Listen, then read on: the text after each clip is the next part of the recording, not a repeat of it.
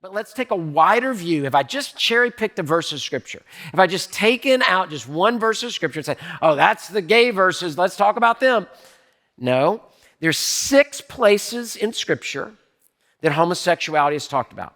Genesis chapter 19 is one of the places in which it is discussed. In Genesis 19, it's Sodom and Gomorrah. You know that story? It's where we get the word sodomy from, which is basically homosexual sex. That these angels come, they bang on the door, and Lot says, no, no, no. And the men of the town come and say, give us those angels. They didn't realize they were angels. We want to have sex with them. And so that happens. There's lots of problems in Genesis chapter 19, but from the beginning of Genesis, it's declared as sin. Leviticus 18, in between, don't sacrifice your children to Molech, a false god in the fire.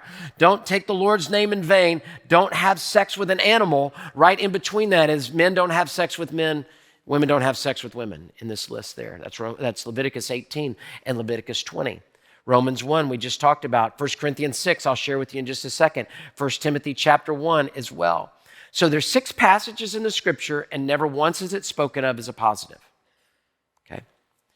Now let's say, because some folks in my study I've found, they say, but the Bible's not talking about monogamous homosexuality or marriage homosexuality. It's talking about just as it would of a perversion of heterosexuality.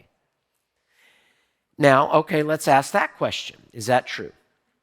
There's 44 couples mentioned by name in the Bible, meaning John and Jane is 29 of them. John and his wife is 15 of them, okay? So John and Jane, 29. John and his wife, 15. So 44 couples specifically mentioned in the Bible. Countless others. You know, Jesus' first miracle was at a wedding, right? So, I mean, there's other couples mentioned, but not by name. 0 are same-sex couples. So from Genesis till Revelation, we've got ample opportunity with churches being planted, with discussions through Judaism, through Christianity. We've got ample place for God to say, and then there was, John and Jimmy, or Jane and Jennifer. Plenty of opportunity. We have 0 same-sex couples mentioned in the Scripture. We have no positive statements or examples of homosexuality. The biblical view of sex is abstinence or faithfulness in marriage. 1 Corinthians chapter 7.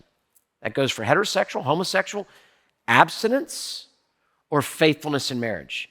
I've said it before. If we obeyed God in this one thing of sex, our entire society would be radically different. Hey, thanks for watching. To find out more about Houston's First, you can subscribe to our channel or you can go to houstonsfirst.org.